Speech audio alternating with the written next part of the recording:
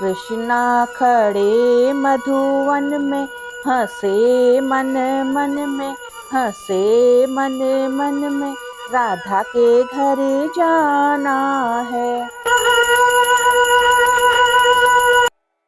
आप सभी को मेरा प्यार भरा नमस्कार। पहला जन्माष्टमी आने वाली है, सभी को जन्माष्टमी की बहुत बहुत बधाई।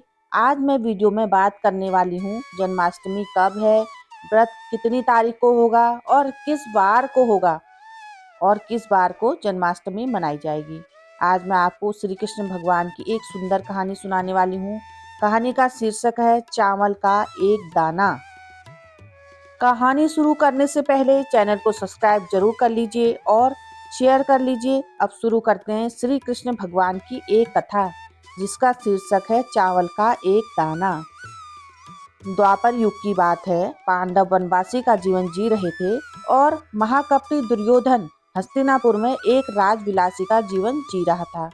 एक दिन की बात है, महर्षि दुर्वासा अपने शिष्यों के साथ हस्तिनापुर पधारे। दुर्योधन ने काफी अच्छी तरह से महर्षि का आदर सत्कार किया। इसी बीच दुर्योधन ने अपने मामा शकुनी के साथ मिलकर पांडवों को परेशान करने की एक योजना बनाई। जब महर्षि दुर्वासा ने दुर्योधन से कहा, हम भोजन करेंगे, तब दुर्योधन बोला, ऋषियों को भोजन कराना एक महापुण्य का काम है, लेकिन महर्षि दुर्वासा, मैं आपसे अनुरोध करता हूँ, इस महापुण्य को प्राप्त करने का अवसर मैं अपने बड़े भ्राता युधिष्ठिर को देना चाहता हूँ। यह कहकर दुर्योधन ने महर्षि दुर्वासा और उनके शिष्यों को नजदीक के वन में बसे युधिष्ठिर की कुटिया में भोजन करने के लिए भेज दिया, क्योंकि वह जानता था दोपहर के समय पांडव द्रौपदी सहित खा चुके होंगे और कुटिया में अन्न का दाना शेष नहीं होगा। कुछ ही समय में दुर्वासा मुनि अपने शिष्यों के साथ पांडवों की कुटिया के सामने थे। जब महर्षि दुर्वासा युधिष्ठिर की कुटिया में आए, वहां युधिष्ठिर ने उनका बड़े आदर के साथ स्वागत किया। महर्षि दुर्वासा ने युधिष्ठिर को दुर्योधन के साथ वह वार्तालाप बता दिया और कहा, मैं और मेरे शिष्य स्नान के बाद भोजन ग्रहण करेंगे। इतना कहकर वह सभी ऋषिगण नहाने के लिए नदी पर चले गए।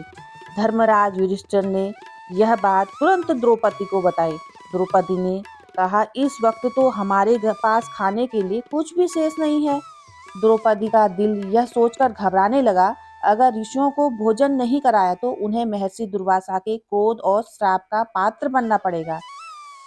उस कठिन समय में द्रौपदी अपने मित्र सखा को याद करने लगी और जोर जोर से कृष्ण कृष्ण पुकारने लगी। उसी वक्त लीलाधर कृष्ण ने द्रौपदी की कुटिया के अंदर प्रवेश किया। कृष्ण को देखते ही द्रौपदी उनके पास दौड़ती हुई गई और उनका अभिवादन किया। कृष्ण ने कहा, द्रौपदी तुम चिंता मत करो, सब ठीक होगा। सबसे पहले मुझे कुछ खाने को दे दो, मुझे बड़ी जोर से भूख लगी है। तब द्रौपदी ने खाना बनाने वाला पात्र कृष्ण के हाथ में रख दिया, साथ ही अपनी समस्या भी बताई। महर्षि दुर्वासा और उनके शिष्य कुछ देर में भोजन करने के लिए आने वाले हैं, लेकिन घर में जरा सा भी भोजन नहीं है। द्रौपदी की बात सुनकर कृष्ण मुस्कुराए और बर्तन के अंदर देखने लगे। उस बर्तन में चावल का सिर्फ एक दाना बचा था। यह देखकर कृष्ण बोले, ये क्या, इसमें तो बहुत खाना बचा है। और वह चावल का बचा हुआ दाना उन्होंने खा लिया। इधर कृष्ण के चावल का वह दाना खाते ही उधर स्नान करने नदी के बाहर निकले ऋषि दुर्वासा और उनके शिष्यों का पेट भर गया। उन्हें डकारें आने लगी और वह युधिष्ठिर की कुटिया में जाने की बजाय अपनी यात्रा के लिए प्रस्थान कर गए।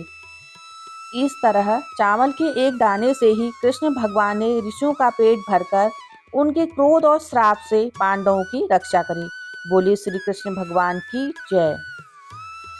कृष्णा के माथे पे मुकुट विराजे, मुकुटों में हीरा मोती जड़ दो, फूलों से गला भर दो, राधा के घर जाना है।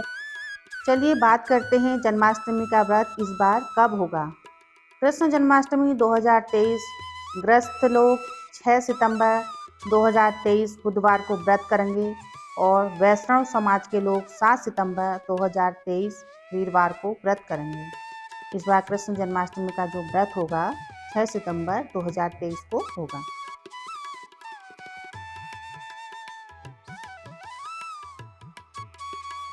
अब मैं अपना वीडियो यहीं पर समाप्त कर रही हूँ। अगले वीडियो में आपके सामने एक नई जानकारी लेकर आऊँगी। तब तक के लिए नमस्कार। पैलाग।